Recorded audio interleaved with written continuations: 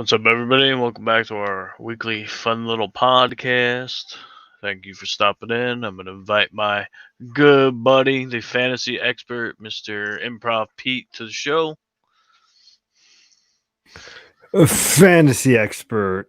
I wish I could say that is true, but after the playoffs that I experienced last week, that is not at all what I would say is true. So it's not good to score 70 points in a playoff matchup? Not even at all. And I want to say Oh, that's probably the weakest week I've had in that league.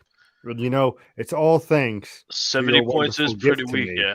Yeah. which is the Alvin Kamara. No, we're Well, talking about ESPN where you completely, put up some massive numbers.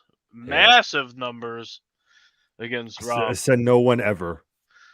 Massive. Those are such huge numbers, they couldn't even equate it.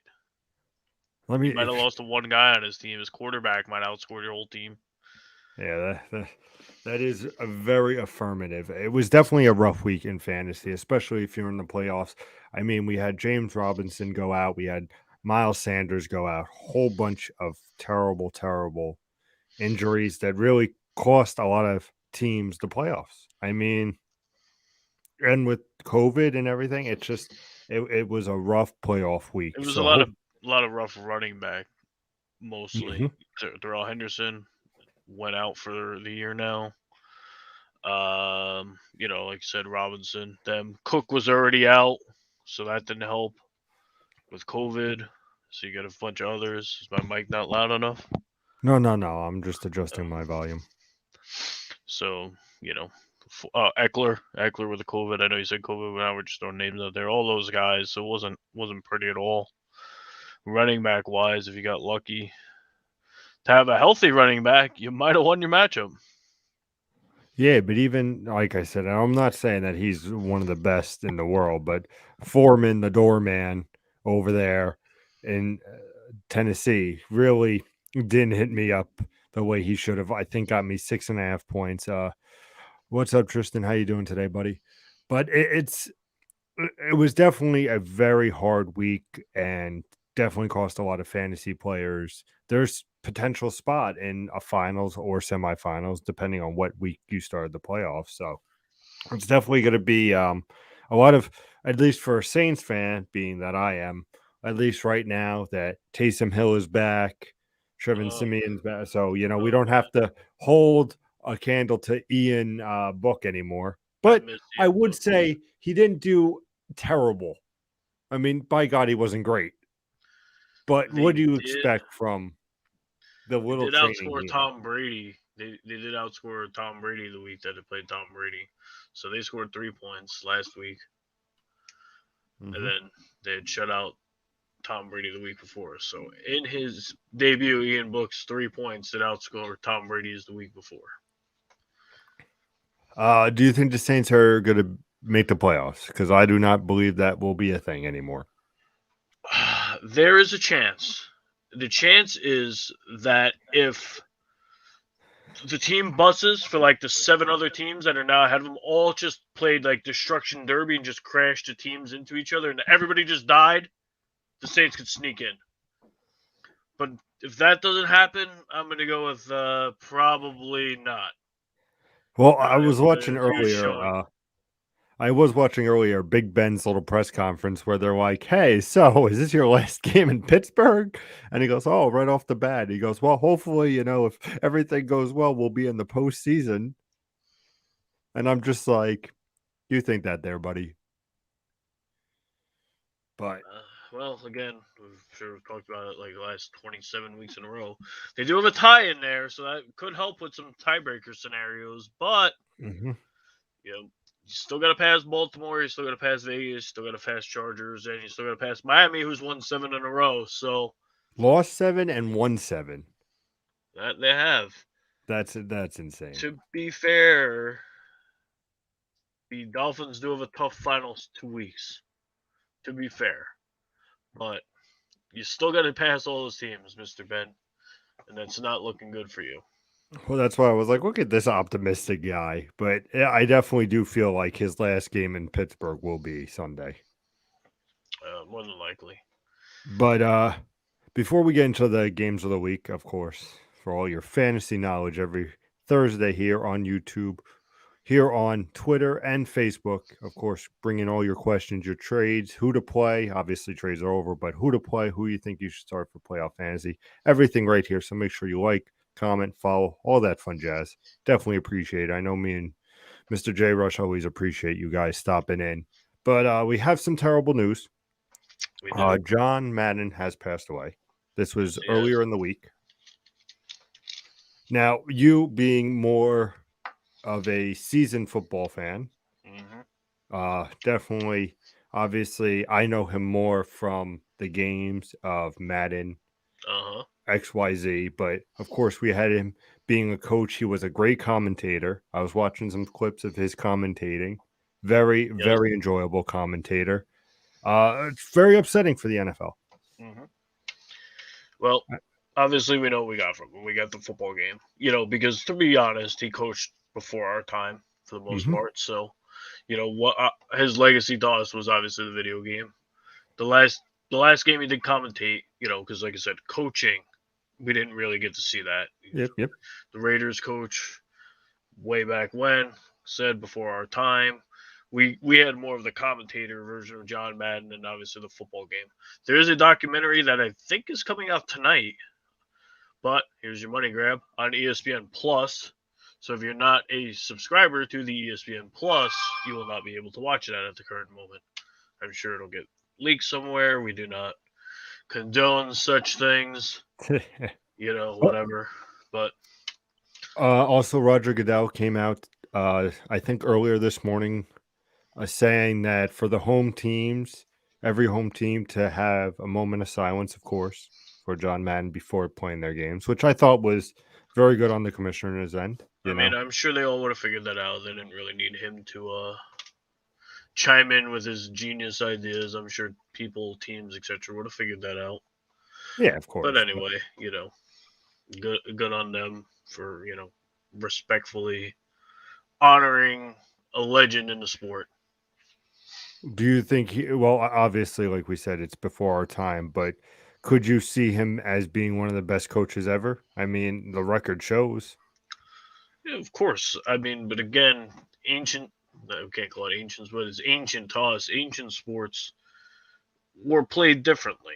Yeah, of course, the rules and everything. John Madden was, his era's coach. We have Belichick, things like that. You can say the same thing about baseball, or even if you stick with football, Lombardi did his thing way back when. There was Tom Landry with the Cowboys, but they coached in different eras, and football's played differently, and this and that. Now you got coaches that don't last, more than a couple seasons with teams. The ones that do, looked at, differently. The Mike Tomlins, etc. You got teams that make the playoffs and fire their coach. It's the way football is nowadays. Where you get these big coaches like that, probably not so much anymore. Belichick might be the last one at this rate. I could also say a shout out to Andy Reid. I think he is a. But look at what happened. Andy Reid was doing his thing. Granted, they didn't win Super Bowls, but he made the Super Bowl with the Eagles. Highly revered coach, and then boom. Now he's in Kansas City. He didn't sit there with the Eagles for 30 years. That is fair. Tomlin's been in Pittsburgh for a while.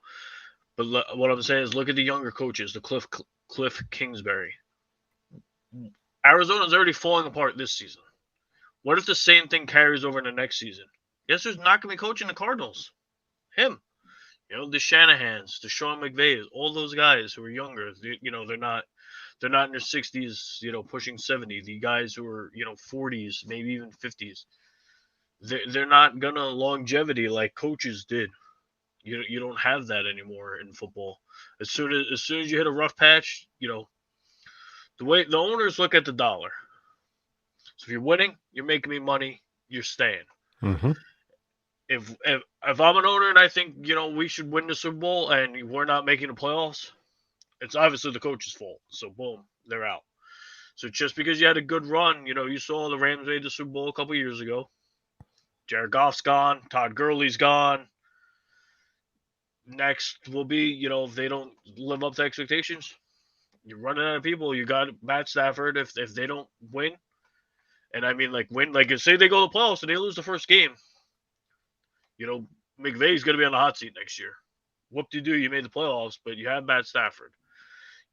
Who is arguably better than Jared Goff, I would. Yeah, you had the running backs. I get it that Woods got hurt, but you got Cooper Kupp leading the league in everything. Mm-hmm. So you have the pieces, and if you're not winning, you see their defense. You got Aaron Donald, you got Von Miller, you got Jalen Ramsey, you got all these things. So if you're not winning, you're out the door.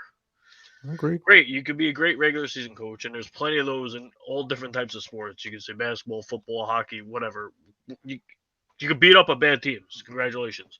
When you need to win, you don't win, you're out.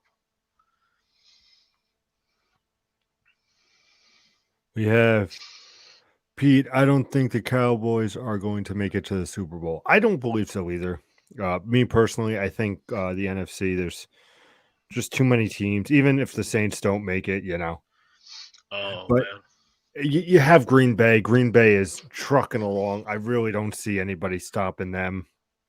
But yeah, but if everything plays out correctly, which won't happen, but the Cowboys could be sitting there at the number 2, which means they don't have to play Green Bay until the NFC Championship game. Mm-hmm. So now you're sitting there with a 50% chance of making the Super Bowl.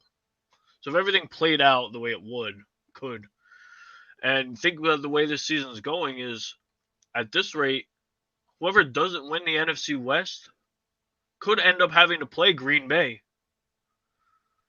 Where Dallas may play somebody. Again, it depends on how it plays out. Of course. Because if everything played out correctly, the lowest seed's going to play the 1. Things can happen. An upset, and now, bam, Dallas is a worse matchup, or Dallas gets a better matchup depending on who sneaks in. You don't know, but getting that 1-2 seed guarantees. So if they get the 2, they guarantee you don't have to play them. I'm sure Tom Brady's gunning for that as well. Oh, of course. Whichever one gets that 2, they may end up playing each other. You may have Brady against Prescott in the playoffs, which would be a good show, I think. You would think so, assuming everybody will be healthy for both teams. But it really depends on the seeding. Who's going to play what, because you could have a matchup where if whoever wins the NFC is the 4 seed, say everybody wins, and now you got 1 Green Bay, 2 Tampa or Dallas, 3 the other one, and 4 Arizona or the Rams. It could happen. The Rams can match up with you. Like I just named all those guys on that defense. Yep, they have a chance to stop Aaron Rodgers. Obviously, it'll be in Lambeau, but that's not an ideal matchup. You may need an upset, and now boom, Green Bay's playing a San Fran or something. God, imagine. But with that said, let's jump into the games to actually talk about what is a possibility for the playoffs right now. So as we go over to here, let's bring this up. We got Eagles at Washington. Okay, obviously, we know what's going on there right now. The Eagles are sitting at 8-7, tied with San Fran, and they are the 7th, I believe. They are, and they've won 3 in a row, so they're trending correctly.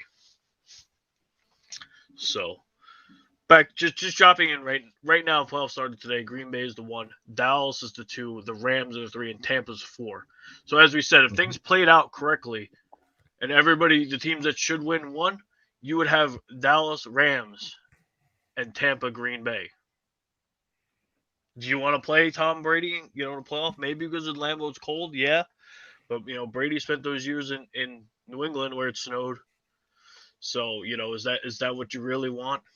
But anyway, back to on track. I'm just saying is the NFC looked a lot more stacked than the AFC playoff matchups right now. But of course, and that's why I don't think like I said, Dallas does look incredible. I mean, they have been putting on a good show, but at the end of the day, like there are a lot of top tier talent in the NFC. So, and honestly, if the Rams went all the way, nobody would be surprised. If Green Bay went all the way, Tampa, there's so many options. If San Fran and Philly, I don't know their schedule, but if San Fran and Philly went out, you could have every team in the NFC that made the playoffs have 10 wins. So that tells you how good they are. how much better the NFC seems this year. Oh yeah, 100%, But 100%. back on this game. So Phillies won 3 in a row. They're the 7th seed. They have a 1-game lead. I don't have all the tiebreakers in hand. I'll worry about that next week when we can really go into that. But you got Minnesota, Atlanta, New Orleans, all 1 game back. Washington has not been mathematically eliminated yet, but they have lost 3 in a row, and they need a lot of help. So realistically, obviously, this is more of a game for Philly. Well, obviously, if the Eagles win, I would presumably think that Washington is like completely out of it. Yes, they are, because they can only get to 8 wins, which means they need all those teams to also end with 8 wins and have tiebreakers, and I don't see that happening. Yep. So again, big game. Philly's already got a 1-game lead with 2 games to play. So Philly gets that 9th win. I said I don't know the tiebreakers offhand right this second, but Philly gets the 9 wins. The 3 teams that are right behind them with 7 wins can only max out at 9 wins. So those teams would need to win out. So any loss would guarantee Philly in. That is fair. So we're going with the Eagles here, even though it's in Washington. 100% division game. It doesn't matter. I don't think Washington has anything to play for. I mean, they like you said, they've been losing. I think the Eagles are looking hot right now, 3 in a row. I think they're going to keep running that train. They want to get in. Well, that's the only you can pull. Again, you don't want teams, especially because it's a divisional game where it's not to win a division. So if you're Washington, you can put a damper on Philly's playoff hopes, and that's what you want to do. You don't want another team from your division making the playoffs. It makes you look bad. So yes, Washington has pride to play for. Is that enough to win them a game? I don't think so. So back to what you said, yes. So I'm on the Eagles wagon. They've won 3 in a row. They need to win this one. There's no reason they shouldn't win this one, but that's why we play football. That is very fair. Rams, Ravens. Rams are at Baltimore. Big game. Baltimore's imploding. They've lost 4 in a row, and they are no longer a playoff team. As the Miami Dolphins have won 7 in a row that we talked about to open the show, have snuck in the 7th seed at the moment. The Chargers have lost 2 in a row. Baltimore's lost 4 in a row. They both jumped out of the playoffs. Miami's jumped in, and Vegas, who we were writing off as dead a couple weeks ago, have also snuck to that 8-7 range. We have 4 teams at 8-7, vying realistically for at the moment 1 playoff spot. There's a bunch of 9-6s, so things could happen if those teams lose out. Like New England's lost 2 in a row now, so now Buffalo, tiebreaker wise, is leading that division, but they're both 9-6. But they've lost 2 in a row, where everybody else at the top end. Kansas City's won 8 in a row. Cincinnati's won 2. Buffalo's won 2. Indy's won 3. Miami's won 7. They're all trending in the right direction. New England, Chargers, Baltimore are not. Now we got to see what these teams are made of. And since it's the first one up that we're talking about, is Lamar Jackson is back. That's a boost to them. But they did lose games with Lamar at quarterback. Mm-hmm. Will Lamar be enough to will his team into the playoffs? And the Rams trying to win a division. So cool. It's in Baltimore. The Rams are already an 11-win team. The Ravens are on the outside looking in. Can Lamar do it? That's been the question all season, though. It has, but he hasn't played realistically in the last 3 weeks. So, which I get. And earlier in the season, there was the chance for, MVP. Lamar was looking great. And obviously, him not playing the last 3 weeks has hindered that. Plus, obviously, other players have been producing. But it's something where can Lamar show why he's a top-tier quarterback and bring his team together to win? I mean, you're in Baltimore. You know that stadium is going to be electric. I mean, you have a dominant Rams team with Cooper Kupp being far and wide 1,700 receiving yards.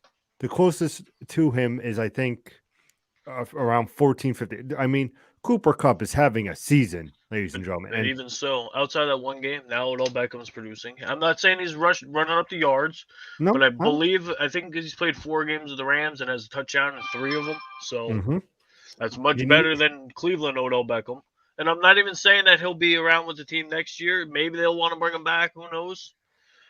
But but he's fitting he's into the role perfectly for what they need. yes, and he's boosting up his stock where someone else will now say, okay, hey, maybe Odell Beckham can help us. So he's helping out the Rams. He's helping out himself. For the first, well, this might be the first time in his career we could say that, where it wasn't all I about was Odell gonna Beckham. say. I'm gonna make one-handed catches. Give me the ball, give me the ball, give me the ball. For the first time, maybe it's taken because he's now on his third organization. That maybe it's the Rams' way, or maybe it's him maturing. I don't know. I'm not in the locker room, but the Rams have the weapons. The Rams are going in the right direction. The Rams are winning. The Cardinals are not. So the Rams are only one game behind Green Bay. So it's not like it's a lock that Green Bay gets the one. So this is a big, big, big game for playoff seedings for both teams. I just think the Rams are too much. The Ravens' running game the last couple of weeks has been inefficient. Mm-hmm. It's been all Mark Andrews or bust for that offensive late, which is Agreed. great for Mark Andrews fantasy owners. Not so good for the Ravens. Like Mark Andrews went off last week again. Yep. 20 points. Ravens lost because he's got no other help. I get it that they're on a journeyman quarterback, but he did not look bad the first 3 quarters of that game, and the Ravens were still losing. So there's only so much Mark Andrews can do. You can only put so much on a young quarterback when Lamar was out, and even so, Lamar's still a young quarterback. They can't. I mean, Lamar sometimes can carry the load, but realistically, this offense needs to be a perfect circle, and it has not been. It's been Mark Andrews and then nothing. Hollywood Brown started the year great. He's fallen off. Mm-hmm. Watkins is in and out of the lineup. He's always hurt. The running backs for a bit, started to seem like they were going in the right direction with Freeman. He hasn't been good. Murray hasn't got enough volume to prove that he's being good. I don't know if it's just a game flow or what, but they're not getting anything going running. And if they can't get anything going running, which is really their bread and butter with or without Lamar, they got no shot at winning this game. I think the Rams are far and ahead the team to beat right now. I mean, they have looked fantastic. And if you were to ask me, hey, Pete, the Ravens are facing the Jags or the Titans or the Colts, I would say, you know what, maybe the Ravens can win. But I think the Rams are just so laser focused. I think you got Stafford behind, you got Cooper Cup. We've named it, we keep naming it, Odell Beckham. They have the weapons. I don't see that Baltimore can hang, and I see an easy win for the Rams. I think this is going to be a very big away team winnings because we'll get to the next game, but everybody who's going is not going to. Nobody in their home turf is going to win so far. I feel because I Well, just think that the Rams, like you said, is right close to Green Bay. I don't think anybody's stopping them. They're looking like the Rams that we originally thought earlier in the season that they were going to look like, and that's coming to fruition. well, the real big test is Sony Michel going to be the main back going into playoffs? We talked about earlier with all his injuries. We said Darrell Henderson was one of them. Cam Akers has made a Superman-esque comeback when he was supposed to be out for the full season. He will be eligible to play in the playoffs. I don't know, will he get any touches this week?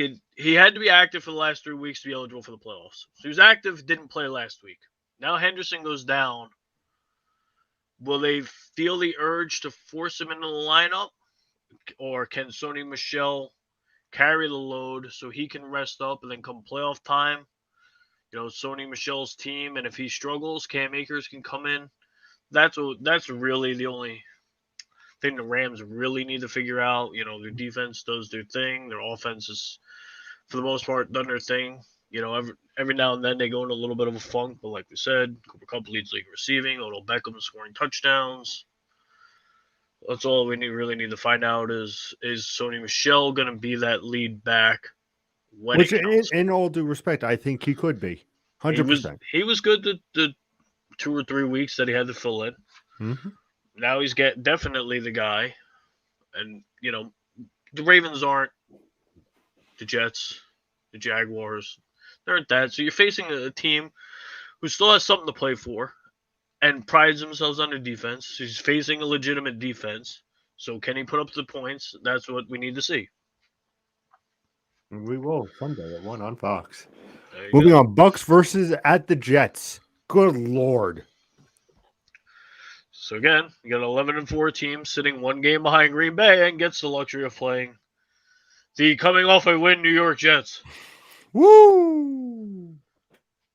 They have won a game. Unfortunately, they've won 4 games, but whatever.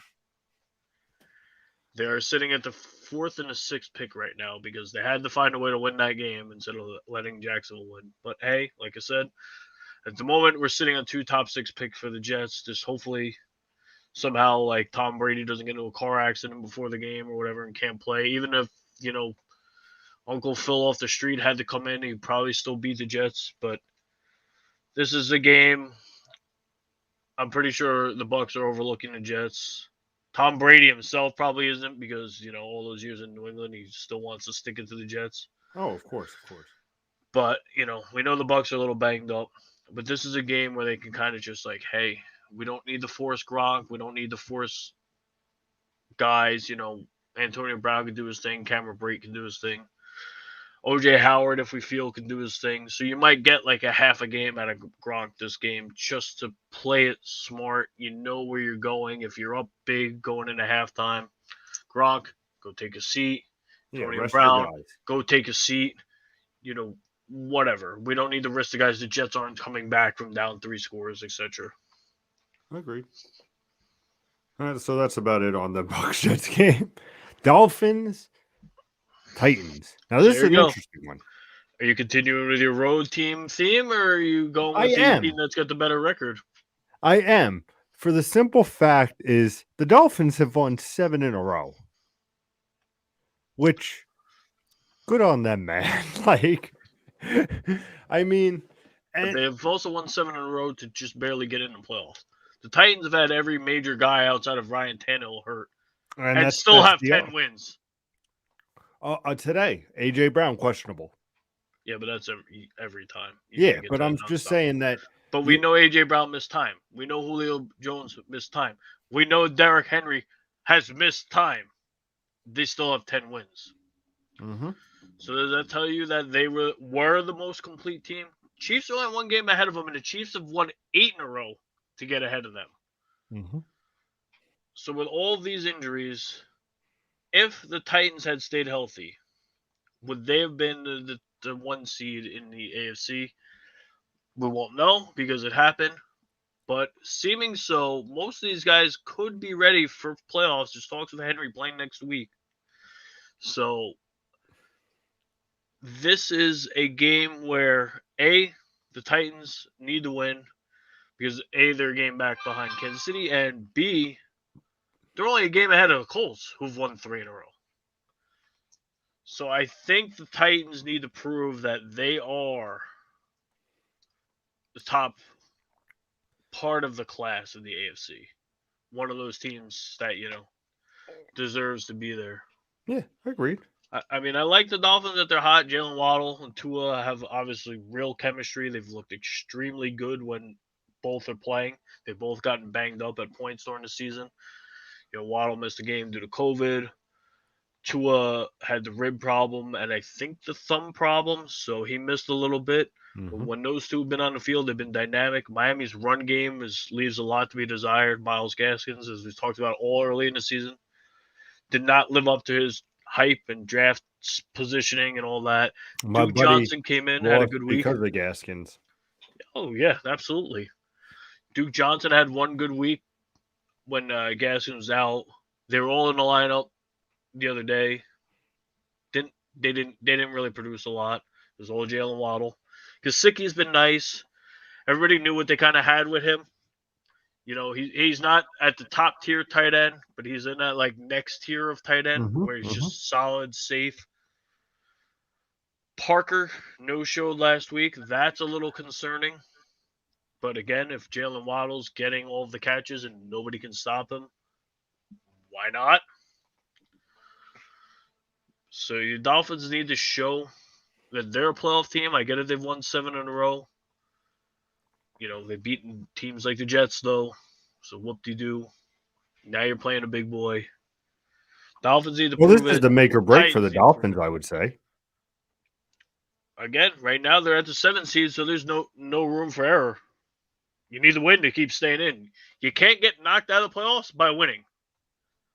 So they need to win to stay in. The Titans need to win to prove that they're at the top. So I don't know. If you'd asked me a couple weeks ago, even though the Dolphins keep winning, if you'd asked me a few weeks ago, I would have said I think the Dolphins would have won this game. But now Tennessee is mostly back to health. A.J. Brown was a beast. Of course. I think it being at home shifts it more towards the Titans. And if I were to pick, I'm going to take the Titans. I'm still going to go with the Dolphins. I just feel like there's something in Miami right now. And granted, obviously, they're going to Tennessee, different environment, but you have the Dolphins coming in at the 7th. You don't want to waste that. And like you said, Tua and Waddle, when they're healthy, they're just dynamic. And I think that nobody takes Miami, I don't want to say seriously, but they kind of breeze them off. And look at how interesting right now the AFC East is with the Dolphins, with the Patriots, with the Bills. I mean, nobody would think that that would be so much competition in that division. And I just think that it's going to be interesting with this game, but I'm going to go with the Dolphins. I'm going to stay my path on the away teams. Maybe not the next game, but we'll get there. Maybe not. Oh man, just to throw out. So they beating the Saints, the Jets, the Giants, the Panthers, the Jets, the Ravens, the Texans. That's been their win streak of teams of that. So they haven't really Played beat a team, i.e., like the Titans. Yep, I agree with Their that. last loss that they had was against the Buffalo Bills. And what was part of that 7-week losing streak was they lost the Atlanta Falcons, who, yes, they're still in the playoffs, but for the most part are a bad team. They lost to Jacksonville. A 2-win Jacksonville team has beaten them. But think about if they had just handled their business, they'd be in a lot better shape. They lost to the Raiders by 3 in overtime. Things like that. They they had games that they should have beat Jacksonville, and then they've had a couple close games that they've lost. So yeah, it's a great story that they've gotten hot, but they put themselves a little behind the 8 ball, where they might have had some breathing room, and if they lost this game, big whoop. We've talked about it as well. Like you just said, the AFC East, they're only one game out of leading the division as well. But right now, they still have to play Buffalo again, I believe. But they've already lost to Buffalo, so Buffalo at the moment would have the tiebreaker. But just from a numbers standpoint, Buffalo's 9-6, New England's 9-6, Miami's 8-7. So in that standpoint, they're only a game behind them. But I just don't know. Like I just feel eventually all good things come to an end. I think this is the week where it just happens. Fair enough. Jacksonville versus New England. New England is home. Okay. Well, the only division that Jacksonville can apparently beat teams in is the AFC East. Because they've beaten Buffalo and they've beaten Miami. Do they continue that streak with the Patriots? Or does Belichick say, not today, buddy? Could you imagine if the Jaguars beat the Patriots and the only team in the AFC East to beat the Jaguars would have been the Jets? I just want to put that out there.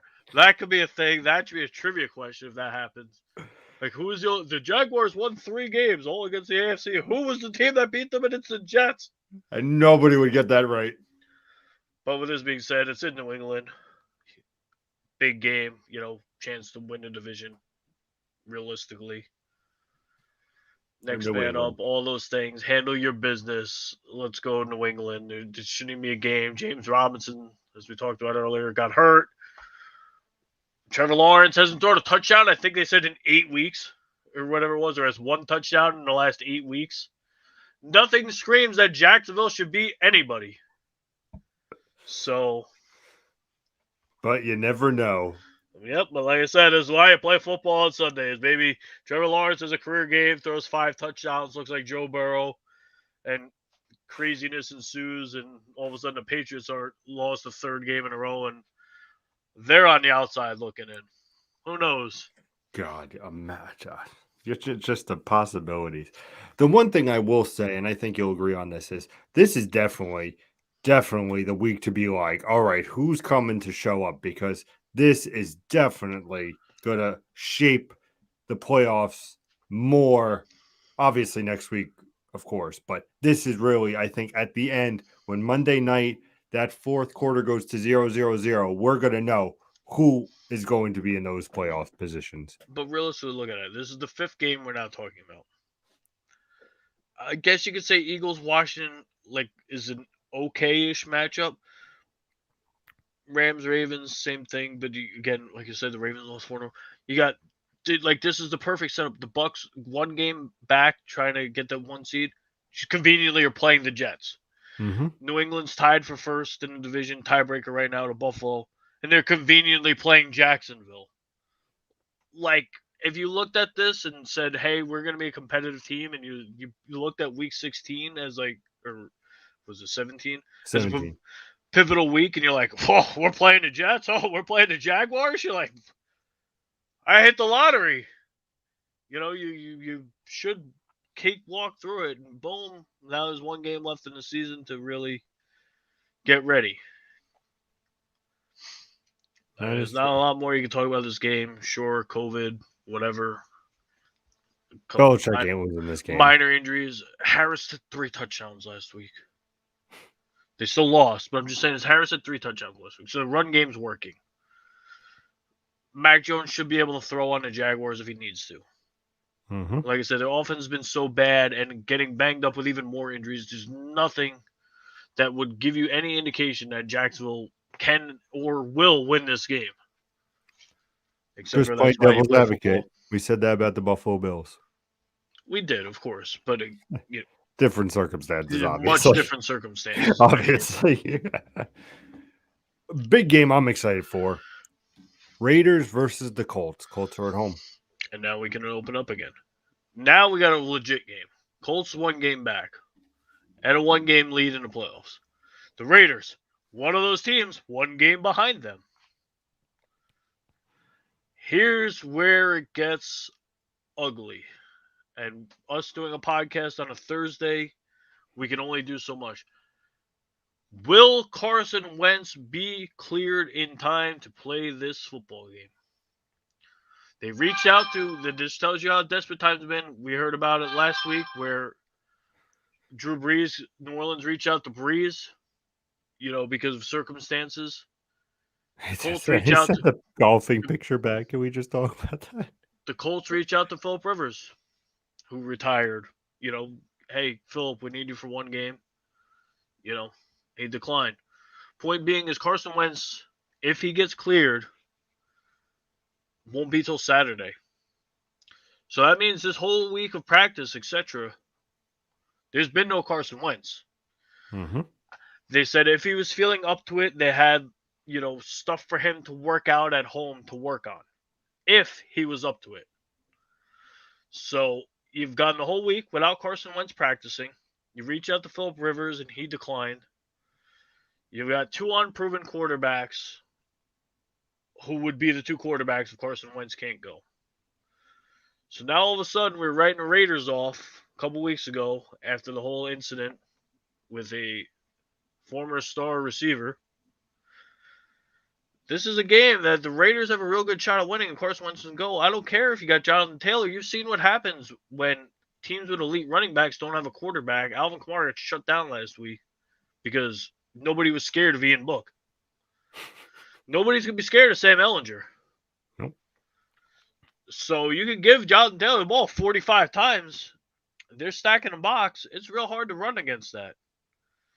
So you have that, and then as we talked about when we opened the show, the Raiders got a little more, with the passing with John Madden. Sometimes that gives the team a little extra. Okay. Hey, let's win this one for John. All the things like that. There's a lot going in a Raiders direction. Like we said, they're only game back. They beat the Colts. Just for shits and giggles, they beat the Colts. Obviously, they have a tiebreaker over the Colts. That would make both teams 9-7 right there. So that puts the Raiders above the Colts right then and there. Mm-hmm. So this could be a perfect matchup for the Raiders where they're saying, hey, we're going into the last game of the season with something to play for. There's teams that don't get to say that all the time. Obviously the higher echelon teams usually go to the last game of the season with, hey, we don't have anything to play for, and it's a good reason. We can rest everybody and get ready for the playoffs. But, these teams that have fallen on hard times and stuff like that, you know, yes, the Dolphins have made the playoffs in years past, but the Dolphins got that nice little run, and now they're sitting there. Hey, we're gonna have something to play for in the end of the season. Same for the Raiders. Good on them.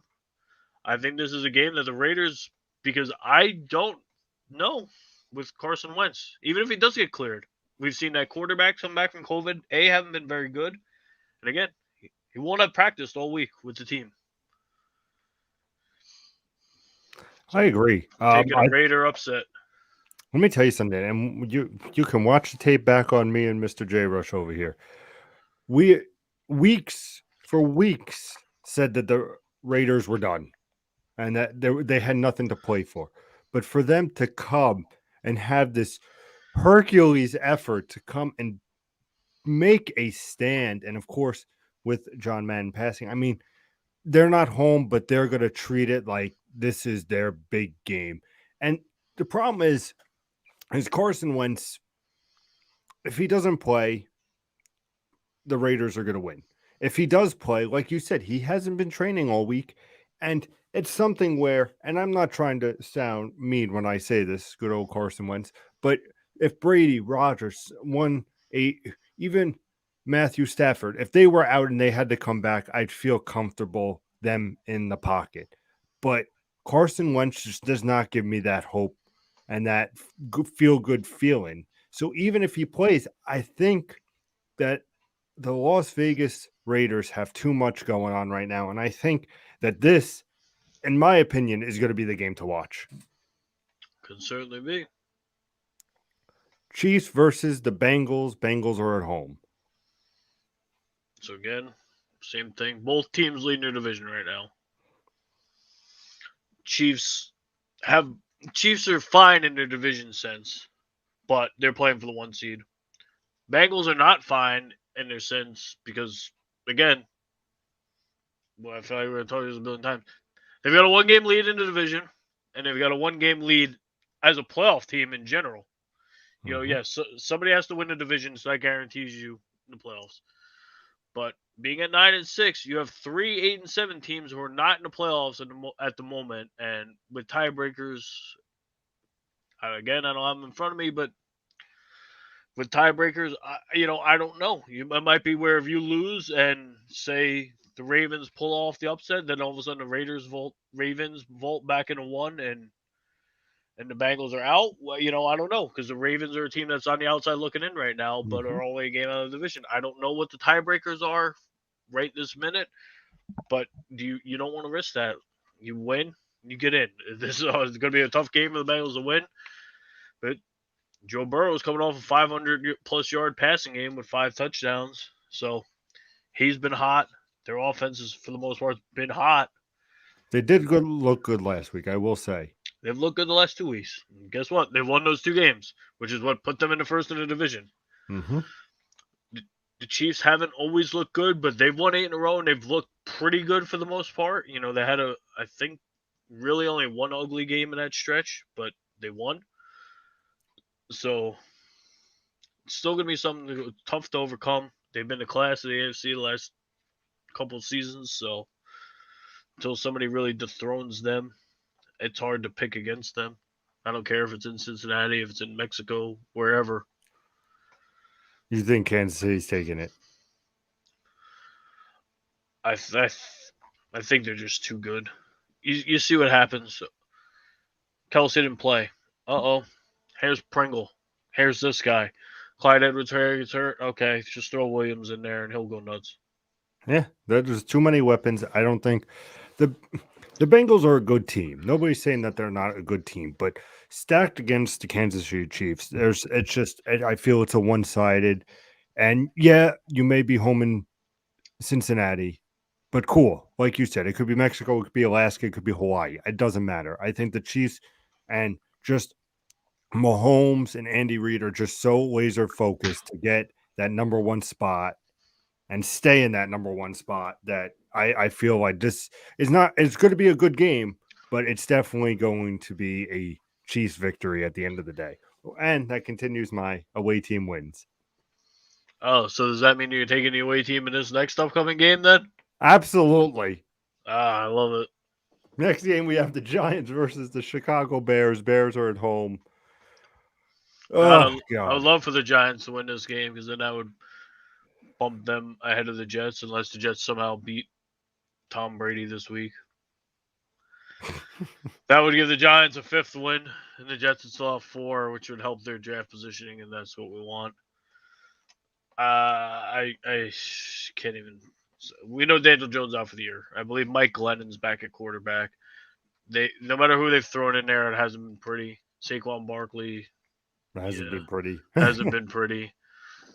The Bears pulled a nice little go for 2 for the win last week, so they've got a little momentum. Doesn't mean anything. They're not making the playoffs, but Good showing by David Montgomery.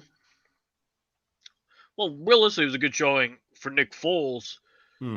So unless he's planning on retiring, he'll be somewhere next year, and probably not as a number 3, because as you see, they had Andy Dalton, then they went to Fields, and then finally, eventually, Foles played. That won't be a thing, if he decides he wants to play next year, whatever. Worst case is he will be a number 2 on a team. And with the way this season's gone out, there could be a lot of quarterbacks shuffled around. So maybe he ends up as the team's number 1. Or something. Maybe he goes like Jacksonville and backs up Trevor, or goes to your boys and backs up Taysom, something like that. Because Jameis, again, will be looking for contract. Was playing all right, but then got hurt, and guess what? Him being hurt doesn't help the cause. Mm-hmm. So, the teams are looking for a solid, steady, calming thing. Like I said, if he chooses to play again next year, which, why wouldn't you at this point? Quarterbacks play till they're older. I think his showing last week, and it not even in, not great weather, shows that, he's can still be a serviceable quarterback. Absolutely. So I don't know if they announced who's starting. But I'm going to go with if Nick Foles is starting this game again, I don't think the Giants win, unless Eli Manning came out of retirement. But then Saquon Barkley's still been horrible, so I guess it wouldn't really matter.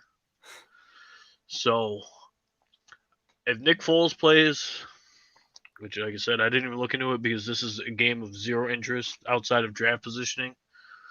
Like, I don't know who would want to watch this game. I don't even know if Giants or Bears fans would really want to watch this game. But I'm just going with if they showed, they went for 2 to try and win that game. They ignored draft positioning and went out and tried to win that game and did. So I'm thinking if Nick Foles plays, the Bears are at least playing, to salvage something. Hey, look, we're this, we played hard. So and so, who might be a fringe player, deserves a shot again next year. Whatever. Giants, they're just running, below average quarterbacks out there. Barkley's been not very good. The receiving core, which looked great coming into the season, has not been great. Evan Ingram's been up and down. Like, I would just literally flip a coin on this game and say, at this point, even if Nick Foles doesn't play, I think the Bears still win the game because David Montgomery. Listen, I hope for your sake that the Giants win, just so you get a better draft pick. That's what I want. I would love for the Bears to tank this game. But I don't think they will, and I just think that the Giants are just so bad that they can't win the game. Unless Barkley goes out and goes nuts. which we haven't seen all season. I sent that thing in the group chat. He hasn't had a 100-yard game since 2019. That's insane.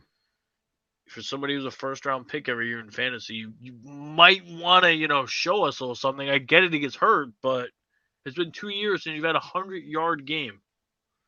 Like, let's go. This will be the one. Could be.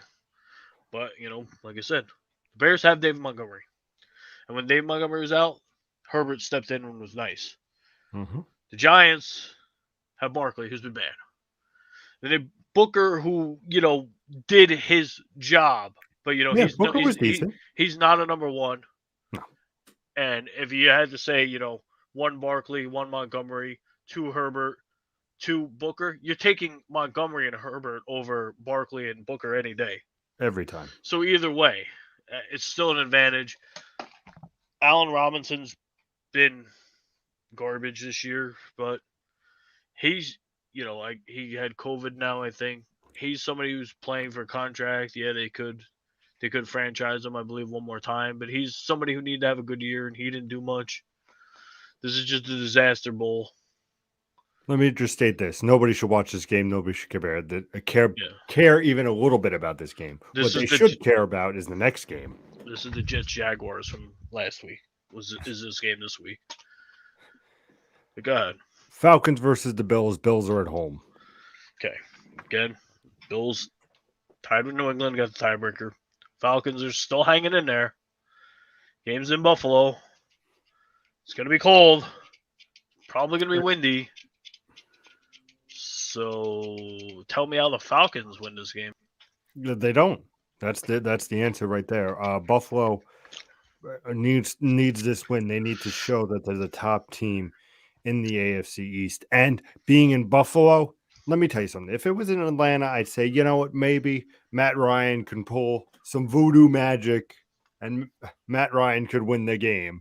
But I think that the Bills are just going to be too much to overcome for Atlanta. And I mean, look at Singletary last week. Having a great game. I mean, Bills have weapons. And I think with them being at home, going against my, away team, but you can't bet against Buffalo right now, especially with how that division's going right now. You have New England going against Jacksonville, so you can pretty much think that New England's going to win Jacksonville. Miami has the tougher matchup against Tennessee. Not saying that they would be a threat, but Tennessee definitely a much better put together team, which we discussed earlier. So I think this is the Bills' time to shine. And I mean, you have next week, like you said, is Miami versus the Bills next week. So you want to get the foot on the pedal and just run through Atlanta and just not look back and get a dub for Buffalo and keep going and just lock down that division. Just that Miami has New England next week, so that's Miami does okay. So that's what's a big game. So essentially, this would eliminate Atlanta for the most part from the playoffs. So now we'll go off the rails. Is Matt Ryan's days numbered in Atlanta? He's had a much better year than he had the last couple. I agree with that. Does he stick around? Does Atlanta want to keep him around? Does Matt Ryan go to Pittsburgh? Well, here's where we're going to simplify that. Matt Ryan spent his whole career playing in a dome. Now he's getting older. If you're Matt Ryan, and I'm just saying this, if you're Matt Ryan, do you want to go? I know the winters have been really weird in the Northeast since it's where we are. Where other parts of the country are getting snow, and we're sitting here, the next couple of days it's supposed to be 50 degrees here. But realistically, it's going to be colder one way or another. Playing outdoors, it's going to be colder than playing in a dome. You're on the wrong side of your career. You're a lot closer to retirement than you are to your rookie year. If you're Matt Ryan, do you want to go play in the cold? No, absolutely not. Okay, so if Atlanta says, hey, we're cutting bait with you, Matt Ryan, we're trying to get younger, etc., would he go to Pittsburgh? I don't think so. I mean, right this minute, I'd have to see, what the quarterback shuffling becomes because you've got teams like Seattle, who knows what they're doing. Pete Carroll might be on his way out the door, things like that. I'm not saying Matt Ryan will go to Seattle, No. but what I'm saying is that you've seen, like with the Rams, with Matt Stafford. Stafford was better than Goff, even though Matt Stafford's not, 25 years old anymore. Matt Stafford's mid-30s. He's better than a younger Jared Goff. So is there a team that he may be a fit where it's like, okay, Matt Ryan's an upgrade over such and such? Probably not, but with the shuffling that may go on, could I see a Matt Ryan to Denver where the air I was gonna say, would just help what are it, your thoughts on that altitude over there? or could Matt Ryan go to a different team? We also don't know what's going on with Aaron Rodgers. He said he's not going to drag it on, but who's to say? You know, obviously Green Bay wins the Super Bowl. It would be real hard for Aaron Rodgers to get up and say, "Oh yeah, I'm done with this organization. I'm going over here now." That would look real bad on him. I mean, sometimes he does do a good job making himself look bad. But just throw it out there for right this second. We don't know what's going on with Aaron Rodgers. Would Matt Ryan be a fit there? Probably not as well, if real cold weather. But we need to see who goes where to set off, and trigger everything. If Aaron Rodgers left and went to a team that was needing quarterback like Denver, that opens up a position here, and it just starts a whole big thing. I don't think Atlanta will move on from Matt Ryan. In the sense where they would just let him leave, cut him or let him leave or whatever. I think they may nudge him, be like, "Hey, Matt, you spent your whole entire career here. Maybe retire. We got a front office position waiting for you. Something like that. Tarnish Which him. I think would be a All of a very sudden you see Matt Ryan playing for the Giants, winning 3 games and leading the league in interceptions. A thing like that. I don't think Atlanta's ownership wants that, and I don't think Matt Ryan would want that. So I think if Atlanta was moving on from Matt Ryan, it would be something more like that. If he wants to play and they want him to play and stuff like that, I think he'd be back in Atlanta next year. And the fact that there's still two games left in the season, not eliminated from the playoffs, gives him a little bit of leverage, considering they don't have a great team, and they could possibly finish 9-8 with a winning record. Says a lot. agreed. But I don't think this is the week for them to win. I think the Bills are gonna not let that happen. No, I think they will. But like we said, anything can happen in football. So the Bills have lost the worst. Exactly, they've lost to Jacksonville, so anything can happen. Texans versus San Fran. San Fran is at home. Well, let me pull this back up because we know San Fran is a playoff team at the moment, but they're at the bottom part of it, not the top part. So, and we know the other team does not have a ton to play for and have not looked very good.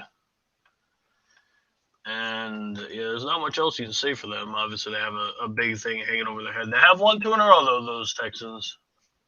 Couldn't they make it 3? And San Fran is coming off a loss, so they're sitting there again at 8-7, tied with Philly.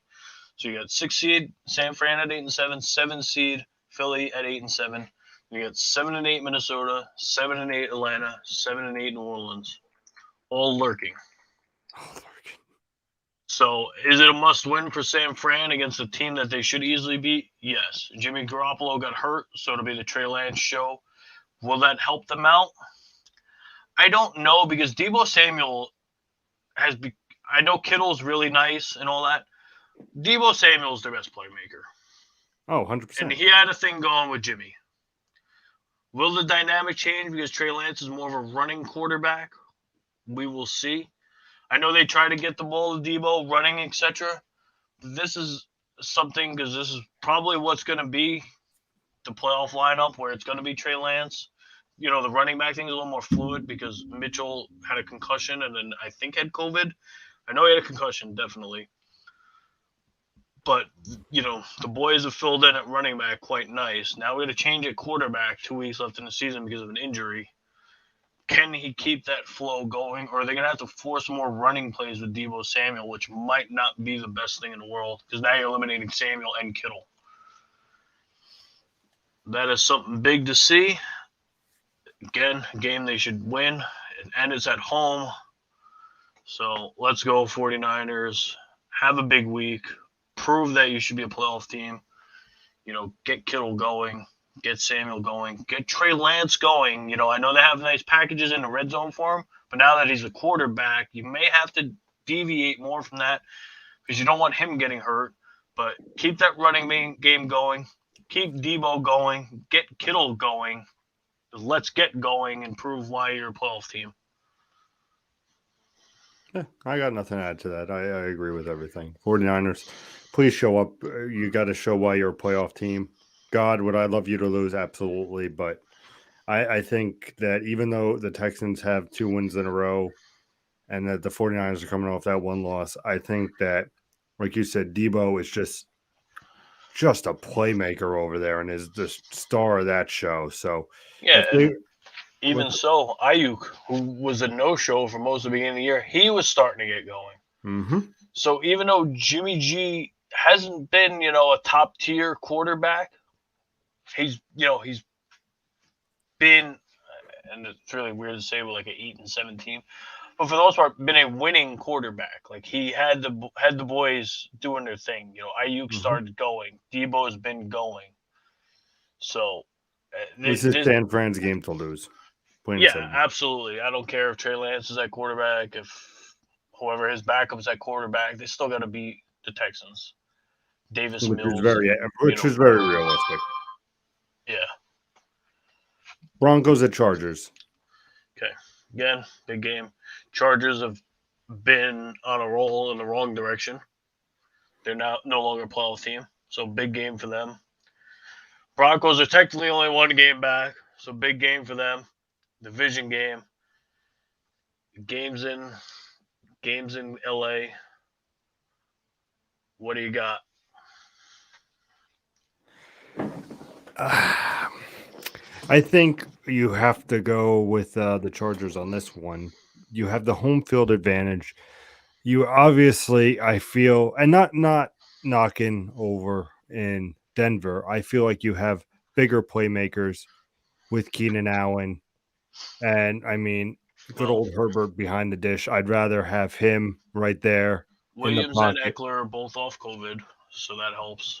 Exactly. And you have Eckler, who's a fantastic running back. If you don't believe me, check out his fantasy numbers. I mean, this is a game for the Chargers to win.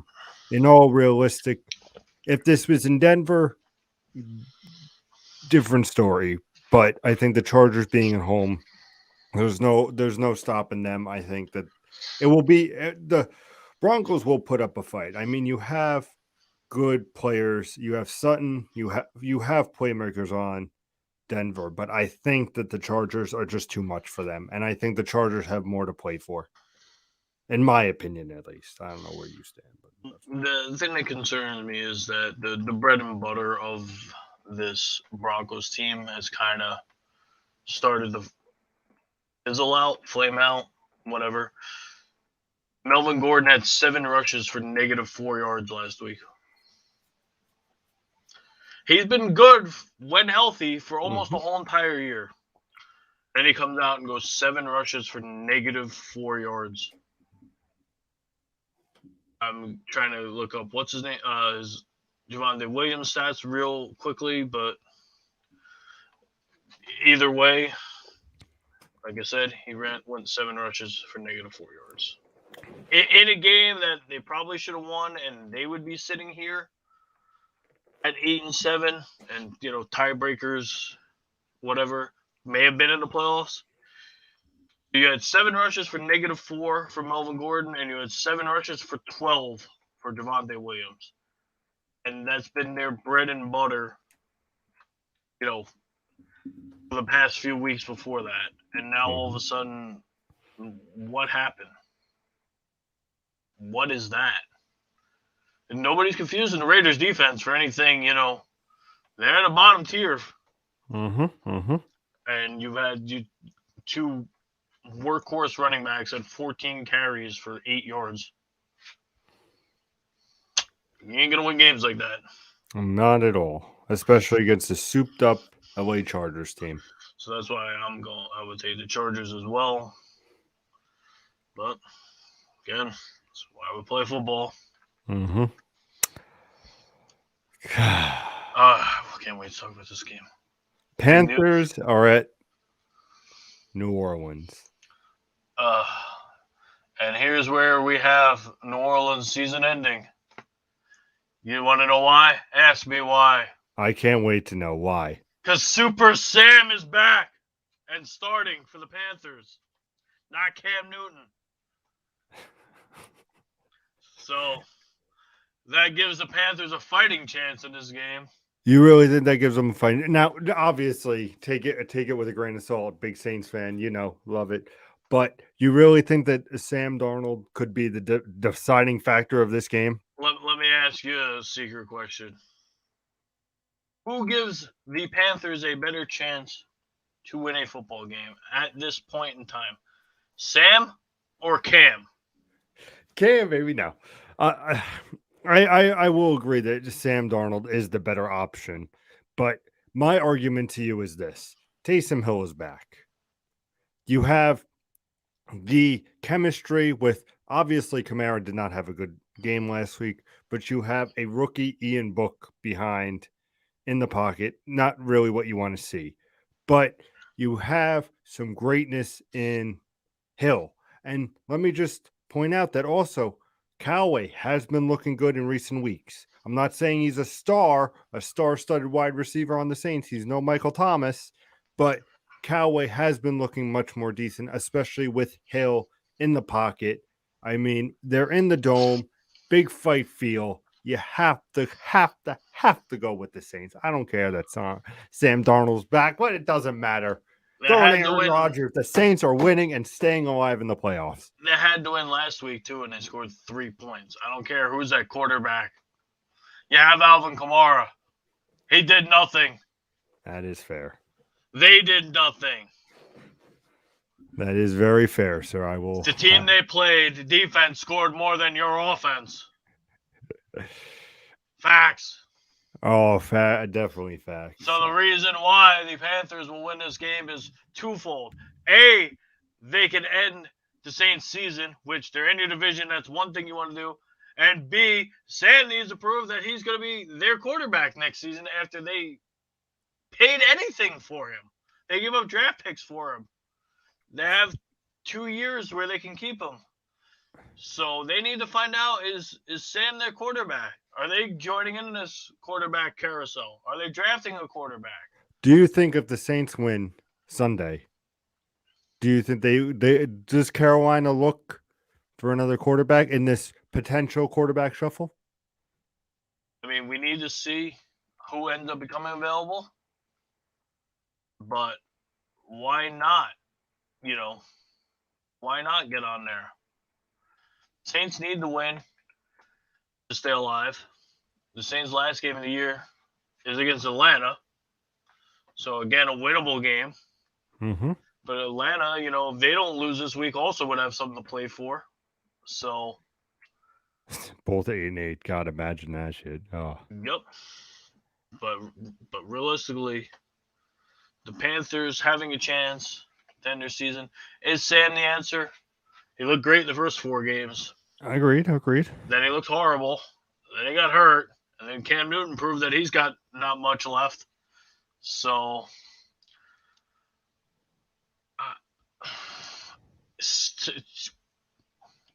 you'll hate this and love this all in one. I have no doubts. If Russell Wilson becomes available and you're Carolina, you're taking a look at him. I would not be mad about that. But I'm just saying, if you're Carolina, you have the assets to say, hey, let's go get Russell Wilson. And now you got Russell Wilson, Christian McCaffrey, DJ Moore. Now the Carolina Panthers look a lot more formidable. I would agree with that. I would actually. Deshaun Watson. if everything clears over, he doesn't want to be with the Texans. Again, you have assets. Because I said this from the beginning. If Miami was sold on Deshaun Watson, they do not draft Jalen Waddle with their first pick. And now what have we seen? Jalen Waddle and Tua like a well-oiled machine. You see Yep. the same thing in Cincinnati with Chase and Burrow. College teammates, boom, it works. I was, this is a while ago, and it sounds stupid, but when the Jets took Geno Smith, I said, hey, let's go get one of his receivers so he's comfortable. Did the Jets do that? No. And what happened? Boom. I'm not saying it's always gonna work, but if you're gonna invest in a young quarterback, you want him as comfortable as possible. Somebody he's familiar with. So obviously Burrow being, the Bengals had a lot more needs than Jamar Chase. We see him. They have T. Higgins. They have Boyd. Their tight end isn't the worst in the world. They have Joe Mixon. They have a lot more needs than Jamar Chase. But what did they do? They took Jamar Chase. And now we're sitting here right this minute with the Cincinnati Bengals, who had a lot more needs leading their division because they put Joe Burrow in a position to win. They could have got some, a defensive tackle, an offensive tackle, a non-sexy player who's going to score touchdowns every week. They said, hey, Joe Burrow's our guy. Let's go get his guy, and let's go. And bam, they went. The Dolphins, like we said, they started off slow. Tua got hurt, though. Tua's back and healthy. Waddle missed the game due to COVID, but Waddle's healthy. Bam, the Dolphins are going. Let's go. So if you're something like that, get your pieces. Let's go. Seattle, we're going to talk about them in a little bit, is 5-10. Carolina's 5-10. So they're both in that same boat. But if you're telling me Seattle, who's not going to have a 1 at the moment because they traded for Jamal Adams, sitting there, if they offer up that 1, a 1 and, something else, and you're Seattle and Pete Carroll's gone, you can flip Russell Wilson for that. Bam, now you got a little something and you can bring in a quarterback and say, hey, you've got DK Metcalf. You've got Lockett. We're giving you something. We're giving you a fighting chance. We need to build our defense, but we're giving you something. Like I said, the same thing with the Panthers. If you give them a quarterback with the core pieces, who knows what Robbie Anderson is right this minute. Everybody thought he was going to have a breakout year. He didn't. Even with Sam. They're like, putting Sam and Robbie back together. They had that chemistry in New York. Robbie looked a lot better in New York, which is, you rarely get to say that. But, he did not have a good year with and without Sam. But if you can get him on track and you have DJ Moore and you have McCaffrey and keep him healthy, quarterback brings him from a 5-win team to a possible 8-win team. And right now we're sitting here talking about 8-win teams being in the playoffs. I agree. So the Panthers can do some damage. Again, we're talking about two teams with a losing record.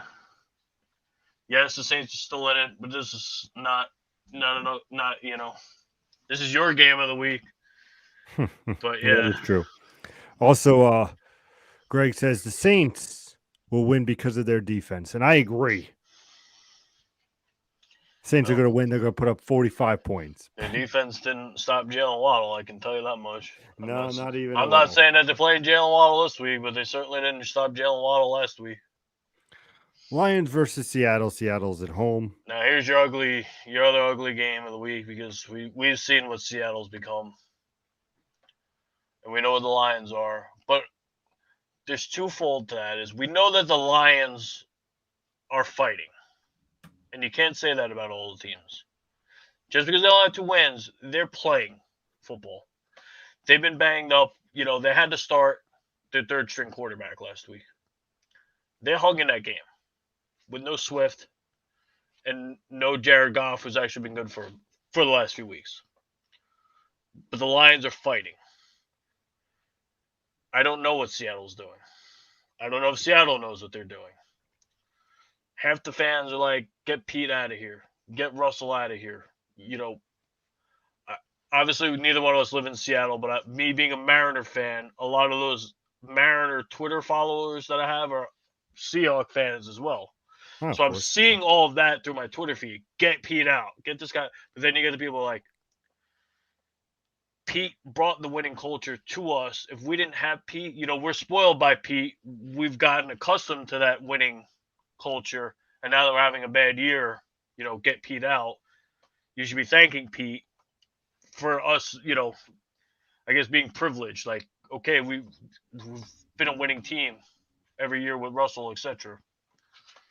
If the Lions win against Seattle, Yep. is that the final nail in the coffin for either Pete Carroll or Russell Wilson, you feel? If you'd asked me this, like say Seattle was on the fringe of making the playoffs.